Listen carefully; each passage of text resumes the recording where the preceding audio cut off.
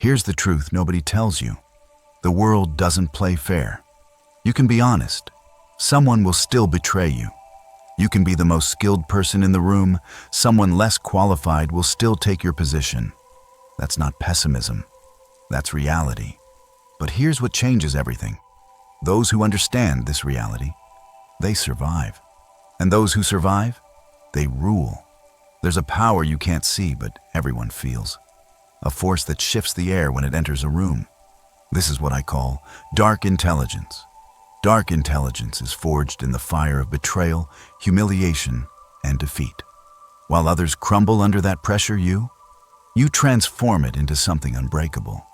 It's the intelligence that listens when others speak, watches when others react, stays silent when others explode, and strikes with precision when the moment is perfect. While everyone else is arguing, you're gathering information. While they're drowning in anger, you're calculating 3 moves ahead. While they're swept away by emotion, you're designing the future. Most people are playing checkers. You're about to learn chess. But before we go deeper, let me be absolutely clear. This knowledge is for protection, not destruction. Use it to defend yourself and those you care about, not to harm the innocent. The goal is to understand the game, not to become the villain. Today, you'll discover the 8 psychological traits that separate survivors from victims, leaders from followers, winners from losers. I want you to drop this affirmation in the comments right now. I choose to be strategically intelligent, not emotionally reactive. Now, let's unlock the secrets that powerful people would rather you never learn. You never reveal everything. You show only what serves you. When people know half the story, they fill in the blanks with their imagination. And that imagination, it controls them. Machiavelli said it perfectly. Everyone sees what you appear to be. Few experience what you really are. Think about the most captivating people you've ever met. They never tell you everything. They leave gaps. They answer questions with questions. They smile when you expect them to explain. This isn't lying. This is strategic communication. Here's what usually happens. Someone asks you a question. You feel obligated to give them a complete answer, your motivations, your fears, your entire plan. You think you're being honest and building trust, but you're not. You're giving away your power. Smart people understand this. Mystery creates influence. When you don't reveal everything, people become curious. Curiosity leads to interest. Interest leads to respect. And respect, that leads to influence. Someone asks about your weekend plans. Most people say, "Oh, just staying home, probably watching some movies." Complete transparency, completely forgettable. Instead, try, "I have something important to take care of." Then change the subject. Notice the shift? The first answer makes you predictable. The second makes you interesting. This doesn't mean being rude or secretive about everything. It means being selective about what you share and when you share it. The most successful people in any field master this principle. They reveal just enough to keep people engaged, but never enough to lose their edge. Your information is your currency. Don't spend it all at once. When you practice calculated opacity, your words start carrying more weight because they're rare. People pay attention when you speak because they know you don't waste words. Remember, the goal isn't to be mysterious for mystery's sake. It's to maintain control over your narrative and your relationships. You're not the same person with everyone, and that's your strength. You adjust your personality based on who you're talking to. People think they know you, but they only know one version of you. Machiavelli wrote, "A prince should take care that he appears merciful, faithful, humane, upright, and religious to all who see and hear him." This isn't about being fake. This is about being effective. You already do this naturally. You speak differently to your grandmother than your friends. You act differently in a job interview than at a party. You shift depending on the situation. Adaptive persona takes this natural ability and makes it intentional. Here's the reality. Every person you meet has different values, different communication styles, different ways of processing information.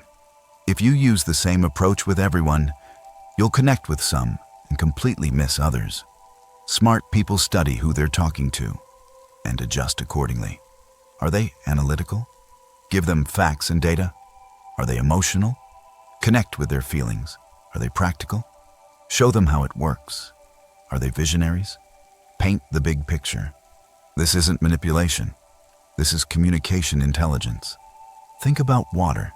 It takes the shape of whatever container it's in, but it never loses what it is. It's still water, whether it's in a cup, a bottle, or a lake. Your adaptive persona works the same way.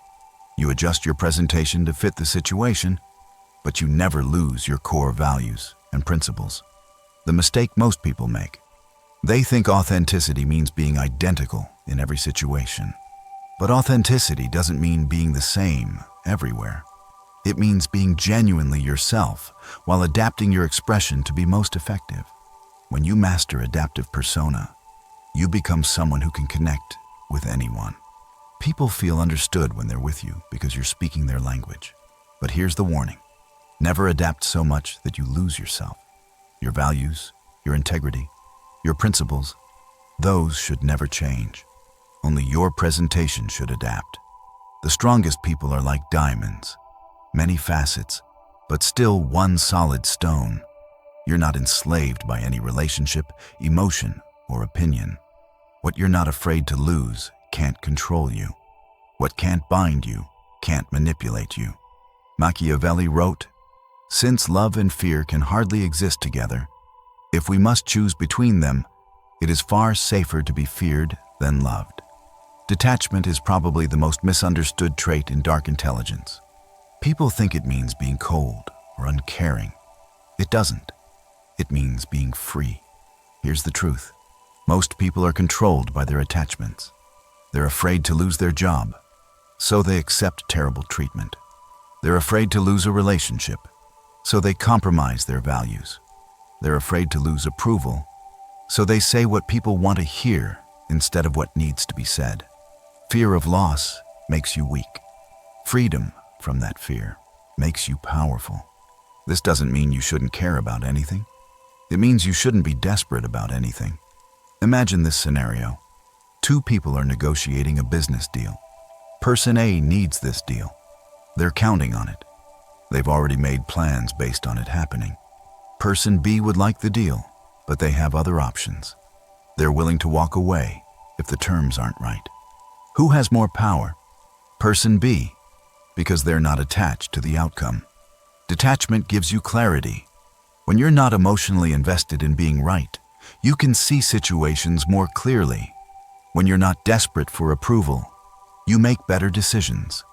When you're not afraid of being alone, you choose better relationships. Here's the paradox. The less you need something, the more likely you are to get it. Confident people aren't confident because everything goes their way. They're confident because they know they'll be okay, even when things don't go their way. That's the power of detachment. Detachment also protects you from manipulation. When someone tries to threaten you with taking away something you're not afraid to lose, their threat has no power. The most dangerous person in any room is the one who has nothing to lose. But the most powerful person in any room is the one who has everything to gain and nothing to fear. Practice this gradually. Don't be so attached to winning every argument. Don't be so attached to being liked by everyone. Don't be so attached to your plans working out exactly as you imagined. As you develop this skill, you'll notice something. People start treating you with more respect. They sense you can't be easily controlled, and that commands respect. Remember, detachment isn't about not caring. It's about caring without being controlled by that care. You don't apply pressure directly. You wait. When people make mistakes and become vulnerable, your silent presence becomes the heaviest influence in the room. Machiavelli said, "Never was anything great achieved without danger." Most people think power is loud, raising your voice, making demands, forcing your will on others. That's amateur hour. Real power whispers. Silent leverage is the art of creating influence without saying a word. It's about positioning yourself so that your mere presence changes the dynamic. Here's how it works. Instead of telling people what to do, you create situations where they naturally want to do what benefits you. Instead of demanding respect, you make yourself indispensable. Instead of fighting for power, you make people give it to you willingly. In conversations, silent leverage means knowing when to pause. Most people are uncomfortable with silence, so they fill it with words, often revealing more than they intended. When you're comfortable with silence, you control the rhythm. Next time someone asks you a difficult question, don't answer immediately. Pause. Look at them thoughtfully. Let the silence stretch for a few seconds. Then, give your answer. Watch how it changes the weight of your response. In negotiations, silent leverage means having alternatives you don't need to mention. When the other person knows you have options, they negotiate differently. You don't have to threaten to walk away. Your willingness to walk away is enough. In relationships, silent leverage means being the person who adds value without asking for recognition. When you consistently make people's lives better, they naturally want to keep you around. You don't demand loyalty. You earn it through your actions. In professional settings, silent leverage means becoming the person everyone comes to for solutions. You don't announce you're the problem solver. You just solve problems consistently until everyone knows they can count on you. The key to silent leverage is patience. You're not looking for immediate results. You're building long-term influence.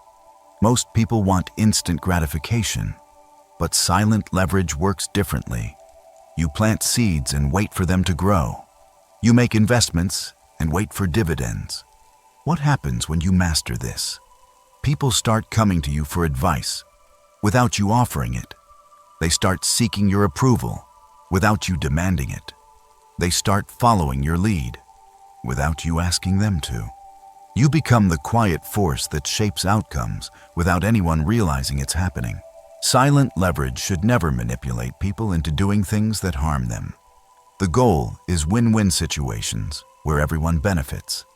Use it to guide people toward better decisions for themselves and others. Remember, silent leverage is not passive. You're still taking action.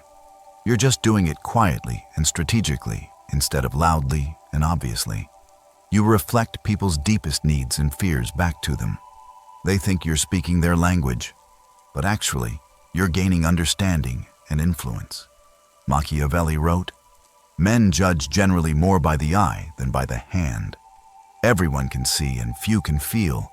Everyone sees what you appear to be. Few really know what you are." Psychological echo is about becoming a mirror that reflects back what people need to see and hear.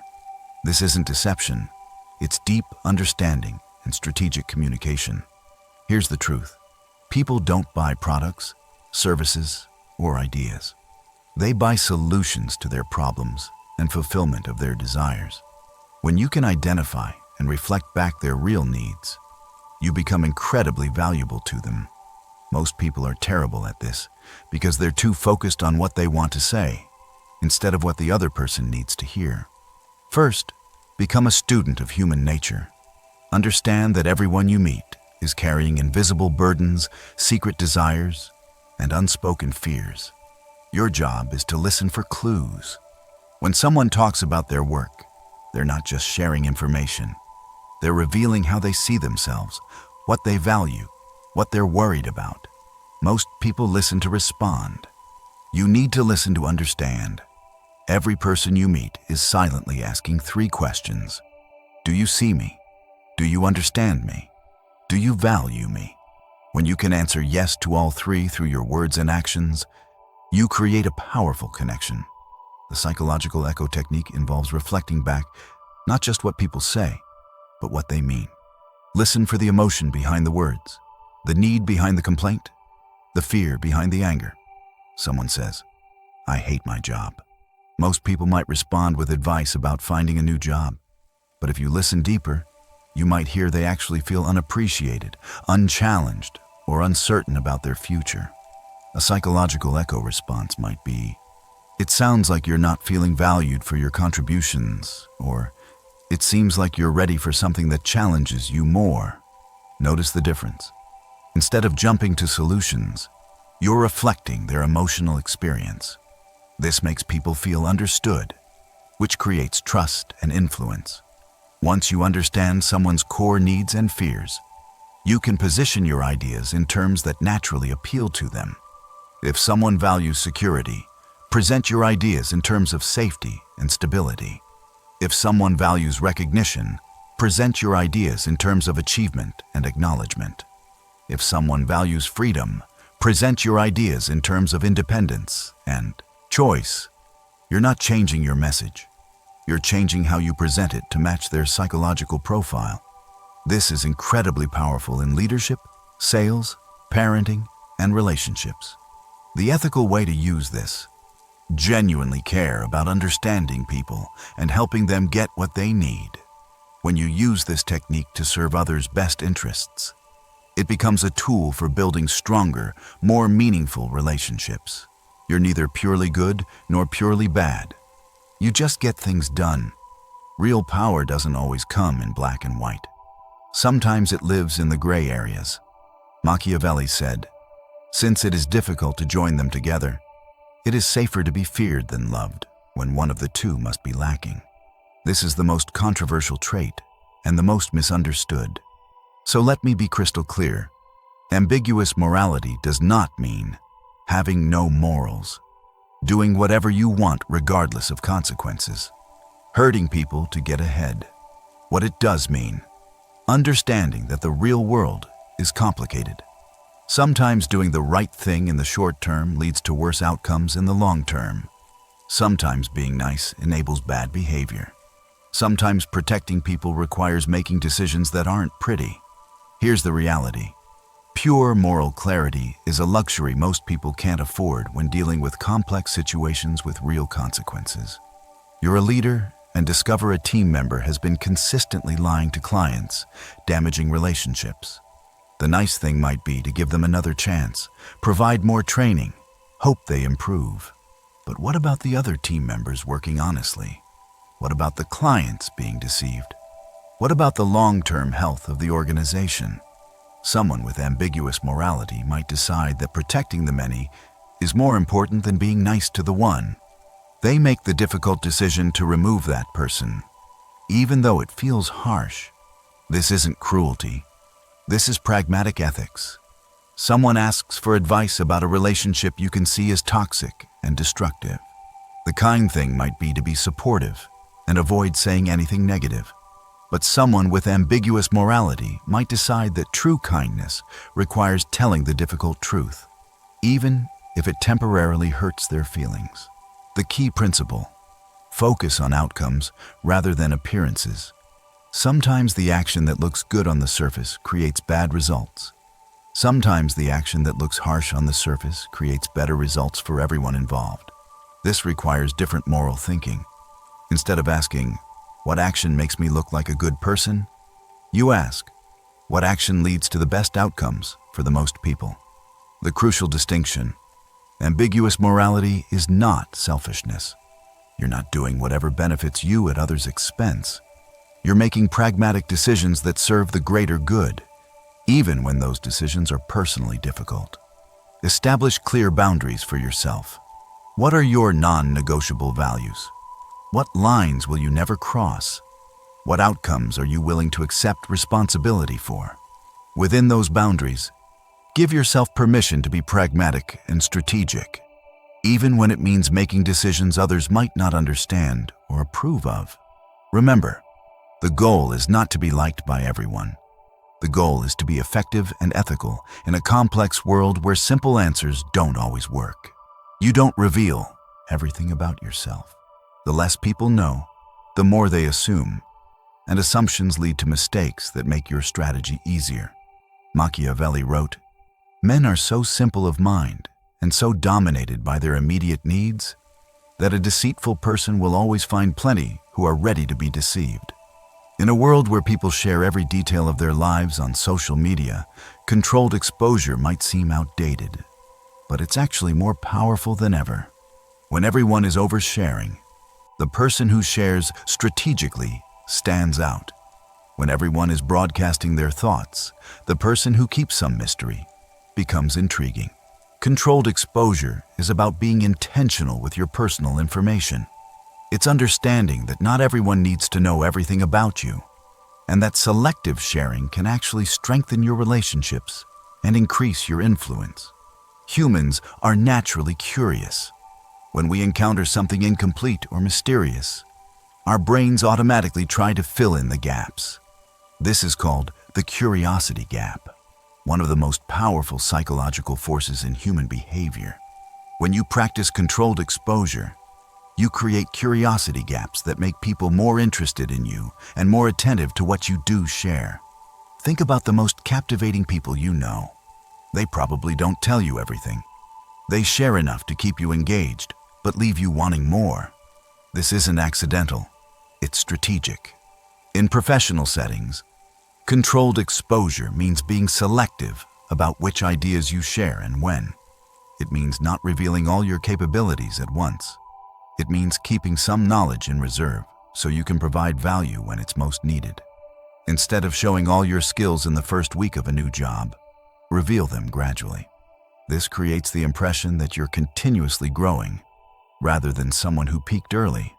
In social situations, controlled exposure means not telling your entire life story to everyone you meet. Share personal information gradually as relationships develop and trust is earned. This doesn't mean being secretive or dishonest. It means being selective about what you reveal and to whom. In negotiations, controlled exposure means not revealing all your priorities and constraints up front. Keep some information in reserve so you can use it strategically as the negotiation develops. The key principle: information revealed can never be unrevealed. Once people know something about you, they can't unknow it. So err on the side of revealing too little rather than too much. But controlled exposure goes beyond just withholding information. It's also about timing. The same piece of information can have completely different impacts depending on when it's revealed. Revealing a skill early might seem like bragging. Revealing the same skill later, when it's relevant to solving a problem, makes you seem humble and helpful. Different people need to know different things about you. Your level of disclosure should match the relationship and the situation. Your closest friends should know more than casual acquaintances. Your business partners should know different things than your competitors. Your employees should know different things than your peers. This isn't about being fake. It's about being appropriate and strategic with your personal information. Everything you post online becomes part of your permanent record. People will form opinions about you based on this information, often without ever meeting you. Smart people are intentional about their online presence. They understand their digital persona is part of their overall strategy for how they want to be perceived. Not to be mysterious for mystery's sake, but to maintain control over your narrative and relationships. When you reveal information strategically, you can guide how people perceive you. You can emphasize aspects of your personality that are most relevant to your current goals. You can avoid being pigeonholed based on incomplete information. Share enough to build genuine connections, but not so much that you lose your strategic advantage. The most successful people are open and genuine in their relationships, but they're also strategic about how much they reveal and when. You're not here to win arguments or prove points. You're here to get results. People who focus only on outcomes never waste time on unnecessary games. Machiavelli said, "The promise given was a necessity of the past. The word broken is a necessity of the present." This is the trait that separates amateurs from professionals, dreamers from achievers, talkers from doers. Most people get distracted by things that don't matter. They want to be right more than they want to be effective. They want to look good more than they want to get results. They want to feel good about their process more than they want to achieve their goals. Outcome obsession cuts through all that noise. When you're outcome obsessed, you ask different questions. Instead of, "How can I prove I'm right?" you ask, What result am I trying to achieve? Instead of, how can I look good? You ask, what actions will lead to the outcome I want? This shift in thinking changes everything. Most people approach arguments like they're trying to win a debate. They focus on proving their point, catching contradictions, demonstrating superior knowledge. Outcome-obsessed people approach disagreements differently. They ask, what do I actually want to achieve from this conversation? Maybe you want to change someone's behavior. Maybe you want to reach a compromise. Maybe you want to gather information about their perspective. Once you're clear on your desired outcome, you choose your approach accordingly.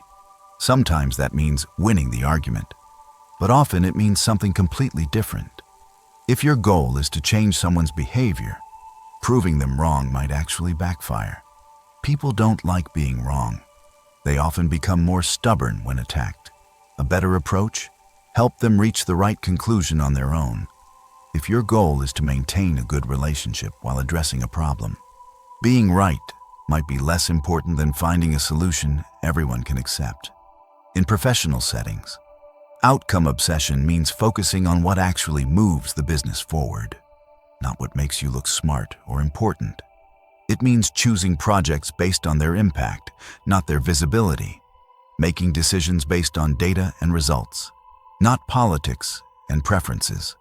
In personal relationships, outcome obsession means focusing on the health and happiness of the relationship, not who's right or wrong in any particular disagreement. It means choosing your battles based on what actually matters, not reacting to every minor irritation. In personal development, outcome obsession means measuring progress by actual results, not effort or intentions. Being honest about what's working and what isn't, even when that's uncomfortable. It helps you avoid the trap of looking busy without being productive. Many people confuse activity with achievement. They think working hard automatically leads to good results. But outcome-obsessed people understand you can work very hard on the wrong things and get nowhere. They constantly ask, is this activity actually moving me toward my goal? Or am I just staying busy to avoid the more difficult but more important work? This leads to what I call strategic laziness. Outcome-obsessed people often appear to do less than others because they're selective about where they put their energy. They focus on the 20% of activities that produce 80% of the results. They're not trying to be the hardest worker. They're trying to be the most effective worker. Instead of trying to learn everything about everything, outcome-obsessed people focus on developing the specific skills that will have the biggest impact on their goals. They ask, what's the minimum I need to learn to achieve maximum results? This isn't about being lazy or taking shortcuts. It's about being strategic and efficient. Outcome obsession can become destructive if you lose sight of your values and relationships in pursuit of results. The healthiest approach is to be outcome obsessed within ethical boundaries. Your desired outcomes should include maintaining your integrity, treating people well, and contributing positively to the world. When these values are built into your definition of success, outcome obsession becomes a powerful force for good.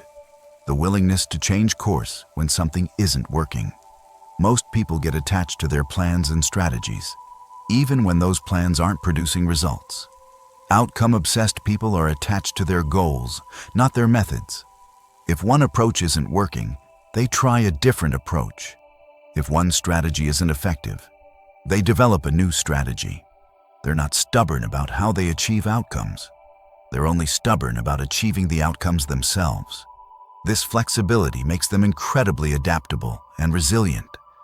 Become someone who consistently gets things done, not someone who talks about getting things done, not someone who looks like they're getting things done, someone who actually produces results in the real world. This reputation becomes incredibly valuable over time. When people know you as someone who delivers on commitments and achieves goals, they start bringing you better opportunities, better partnerships, better problems to solve. You've just learned the 8 traits of dark intelligence. But knowledge without application is worthless. Here's what I want you to do. Pick one trait that resonated with you the most. For the next 7 days, practice that trait in your daily interactions. Don't try to master all 8 at once. Focus on one. Notice how people respond to you differently. Notice how you feel when you approach situations with strategic intelligence instead of emotional reactivity. But remember what we talked about at the beginning. This power comes with responsibility. Use these insights to protect yourself, not to harm others. Use them to create better outcomes for everyone, not just yourself. The world needs more strategically intelligent people who use their knowledge ethically. People who can see through manipulation and protect themselves and others from it.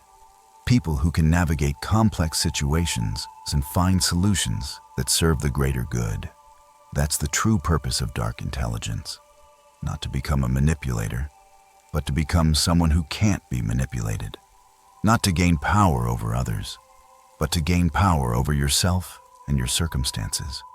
The most dangerous person in any room is the one with nothing to lose. But the most valuable person in any room is the one who understands human psychology and uses that understanding to make everyone's life better. Which kind of person do you choose to be? If this video shifted how you think about intelligence and power, hit that like button right now. If you want more content about psychology, strategy, and human behavior, subscribe and ring the notification bell so you never miss an upload. Drop a comment and let me know. Which of these 8 traits do you see in the most successful people around you? And which one are you going to practice first? Until next time, remember, true intelligence isn't just about being smart. It's about being wise enough to use your intelligence in service of something greater than yourself. Stay strategic, stay ethical, stay powerful,